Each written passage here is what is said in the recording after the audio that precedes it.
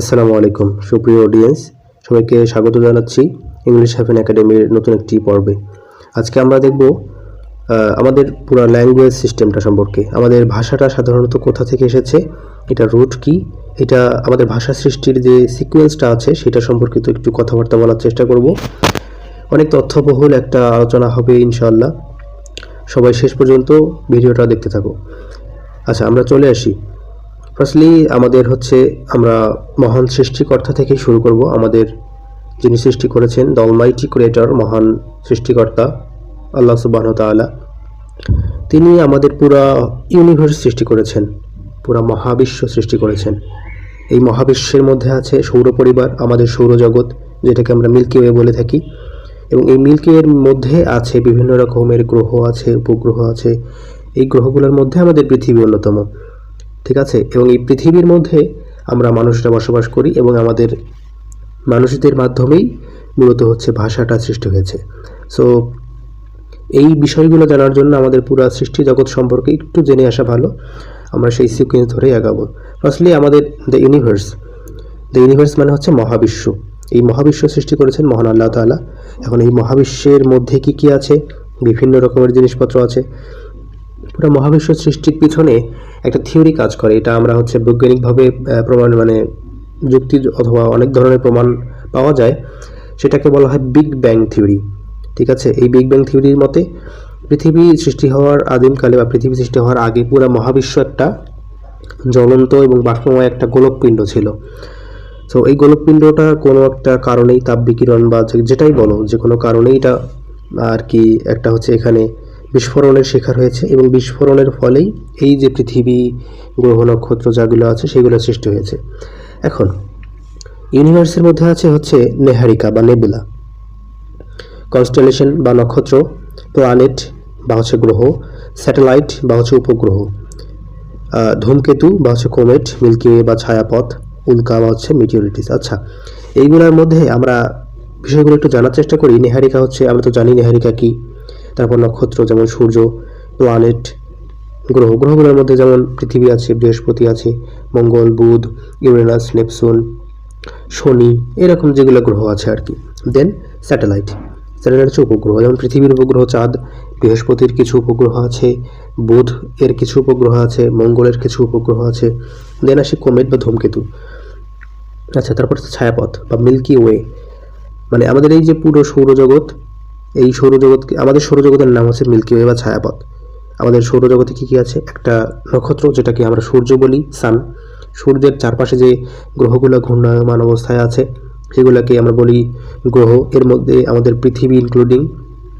So এই গ্রহগুলা এবং সূর্য সহ পুরো টোটাল সিস্টেমটাকে আমরা বলি মিল্কি ওয়ে বা ছায়াপথ। এবং আছে একটা উল্কা। আচ্ছা, এখন আমরা একটু তার পরবর্তীতে চলে আসি। এই যে গ্রহ থেকে আসছে এইখান থেকে পৃথিবী। এখন পৃথিবীর আয়তন আমরা জানি 19 কোটি 20 লক্ষ বর্গমাইল। পৃথিবীর আয়তন কত? 19 কোটি 20 লক্ষ বর্গমাইল। Very important information. দেন এই যে এখানে যে কিছু কথাবার্তা বলা আছে, এ নাম্বার এবং বি নাম্বার, এটা আমাদের পৃথিবী সৃষ্টির যে ইতিহাস, ওই বিগ ব্যাং তত্ত্ব, এই সম্পর্কে এখানে বলা আছে। যেটা আমি প্রথমেই বললাম যে জন্মের সময় পৃথিবী সূর্যের মতো একটি জ্বলন্ত বাষ্পময় পিণ্ড ছিল। দেন তাপ বিকিরণ বিবর্তন ও পরিবর্তনের ফলে পৃথিবীর কিছু অংশ শীতল, ঘনীভূত ও তরল হয়। যেমন আমাদের পৃথিবীর মধ্যে এখন বিভিন্ন সমুদ্র, মহাসাগর, এগুলো আমরা দেখতে পাই, ঠিক আছে। এইগুলো মেইনলি ওই যে বিবর্তনের ফলে সৃষ্টি হয়েছে। আচ্ছা, একটু আমরা নেক্সটে আগাই। এই যে পৃথিবী সৃষ্টি করলেন মহান আল্লাহ তাআলা। পৃথিবী সৃষ্টি করার পর পৃথিবীতে আমাদের মানব জাতিকে সৃষ্টি করলেন। মানব জাতি, আমরা জানি মানুষের বৈজ্ঞানিক নাম হোমো স্যাপিয়েন্স। যারা সায়েন্সের স্টুডেন্ট বা মেইনলি সবারই জানা থাকার কথা, এটা একটা সাধারণ জিনিস। পৃথিবীর বুকে যখন মানুষকে আল্লাহ তাআলা পাঠালেন, মানুষজন তাদের মনের ভাবটা প্রকাশ করার জন্য শুধুমাত্র যে পৃথিবীতে মানুষজন পাঠাইছেন তা কিন্তু নয়। এখানে কিন্তু অন্যান্য যে লিভিং বিংসগুলো আছে, বিভিন্ন রকমের জীব হতে পারে, যে সেটা গাছপালা হতে পারে, পশু পাখি হতে পারে, বিভিন্ন রকমের কীট পতঙ্গ হতে পারে, সবগুলোই হতে পারে। এখন আমরা মানুষের ভাষা নিয়ে কথা বলবো। হোমোসেপিয়েন্স যারা মানুষ, তারা নিজের মনের ভাবটা প্রকাশ করার জন্য মূলত 3টা টুলস ব্যবহার করতেন। একটা আকার ইঙ্গিত, আরেকটা ভাবভঙ্গিমা, আরেকটা ধ্বনি। এইগুলা 3টা আলাদা আলাদা এখানে লেখা আছে। জেস্টার, শব্দ এবং হচ্ছে পশ্চার। ঠিক আছে, এখন নেক্সট আসি, এই তিনটাকে একত্রিত যে সম্মিলিত রূপ সেটাকেই মেনলি ভাষা বলা হয় বা ল্যাঙ্গুয়েজ বলা হয়। যখন ভাষাটা সৃষ্টি হলো, মানুষ মনের ভাব সহজেই প্রকাশ করতে পারলো। অনেক আদিমকালে মানুষজন কী করতো, বিভিন্ন রকমের কথা তথ্য সেগুলো হচ্ছে বিভিন্ন গুহায় বিভিন্ন পাথরের গায়ে হেজিবিজি করে এঁকে হচ্ছে রাখতো, মানে পরবর্তীতে সংরক্ষণ করার জন্য রাখতো। সো এরপরে যখন ভাষাটা আরও একটু উন্নত হতে তৈরি হলো বা উন্নত হতে শুরু করলো, দেন এই ভাষাটাকে বোঝার জন্য গ্রামার জিনিসটার উদ্ভব হলো। মানুষরা এটা আবিষ্কার করলো, গ্রামার। এখন গ্রামারটা মূলত কি?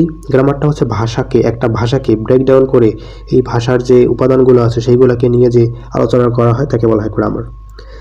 এখন শুদ্ধভাবে ভাষাটাকে বোঝার জন্য গ্রামাটিক্যাল জিনিসটা হচ্ছে সবথেকে বেশি ইম্পর্টেন্ট। এখন আসি একটু গ্রামার নিয়ে কথাবার্তা বলি। গ্রামারকে মেনলি 5টা ভাগে ভাগ করা যেতে পারে। গ্রামারের 5টা ভাগ আছে বা 5টা সেকশন আছে। প্রথম সেকশনকে বলা হয় বর্ণপ্রকরণ, আমরা বাংলাতে এগুলো পড়েছিলাম, অর্থোগ্রাফি বা বর্ণপ্রকরণ।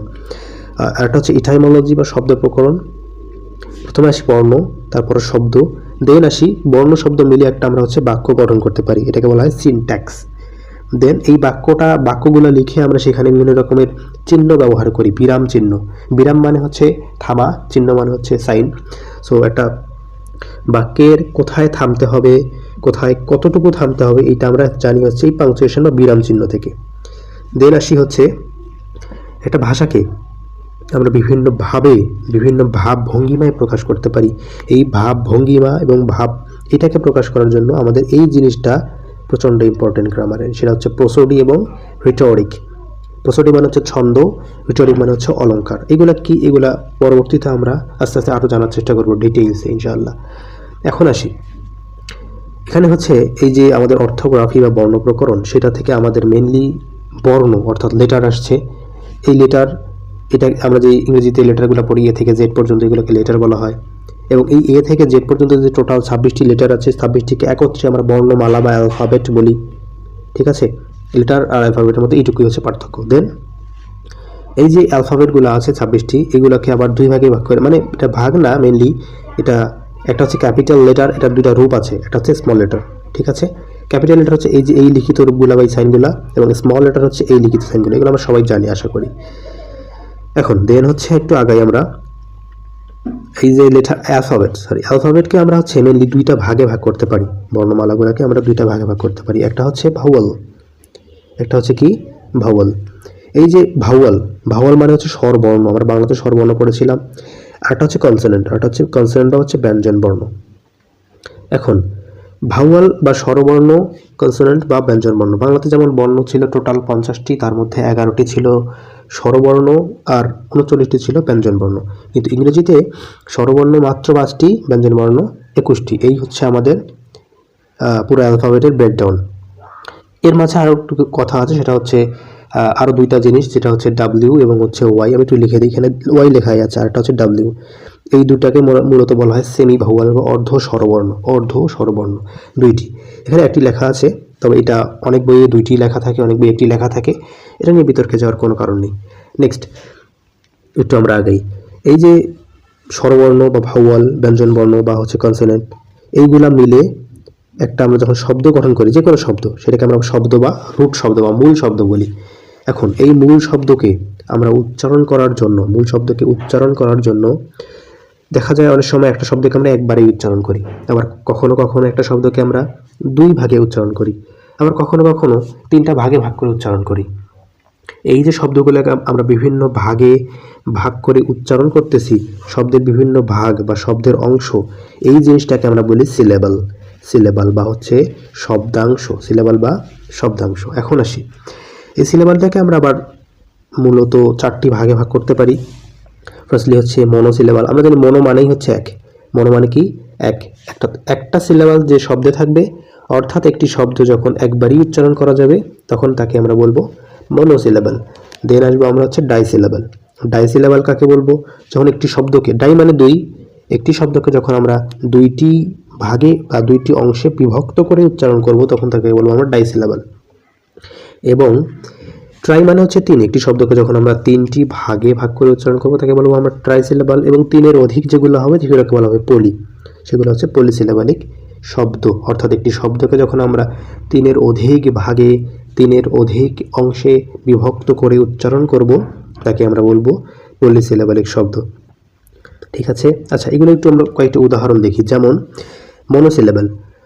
মনোসিলেবাল মানে হচ্ছে একটি সিলেবাল থাকবে, তার মানে একটি শব্দাংশ থাকবে। এটা একটা উদাহরণ যদি আমরা একটু লিখি যে হচ্ছে ইট। ইট মানে হচ্ছে খাওয়া, ইট মানে হচ্ছে খাওয়া।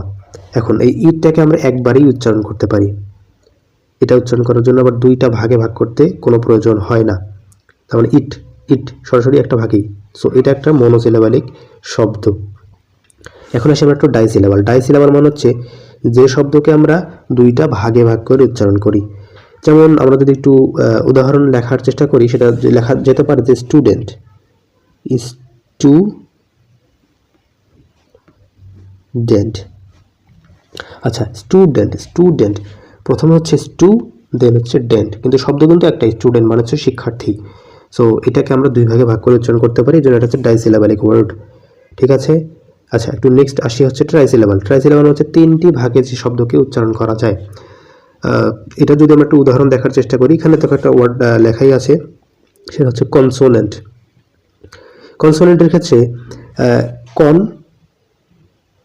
দেন হচ্ছে সো, দেন হচ্ছে ন্যান্ট। ঠিক আছে, এখন এই কনসোনেন্ট এই তিনটা মিলে কিন্তু একটাই ওয়ার্ড, কনসোনেন্ট মানে হচ্ছে ব্যঞ্জন বর্ণ, কিন্তু এটাকে আমরা তিনটা ভাগে ভাগ করে উচ্চারণ করি সাধারণত যখন আমরা বলি কনসোনেন্ট, কিন্তু এটার ভাগ হচ্ছে তিনটা, কনসোনেন্ট।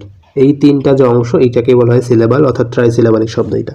আচ্ছা নেক্সট হচ্ছে পলিসিলেবালিক শব্দ, অর্থাৎ তিন ভাগের অধিক ভাগে যে শব্দকে ভাগ করা যায় তাকে বলা হয় পলিসিলেবালিক ওয়ার্ড। এরকম একটা উদাহরণ যদি আমরা একটু দেখার চেষ্টা করি তাহলে বলা যেতে পারে, যেমন কনভারসেশন। ফার্স্টে হচ্ছে কনভারসেশন।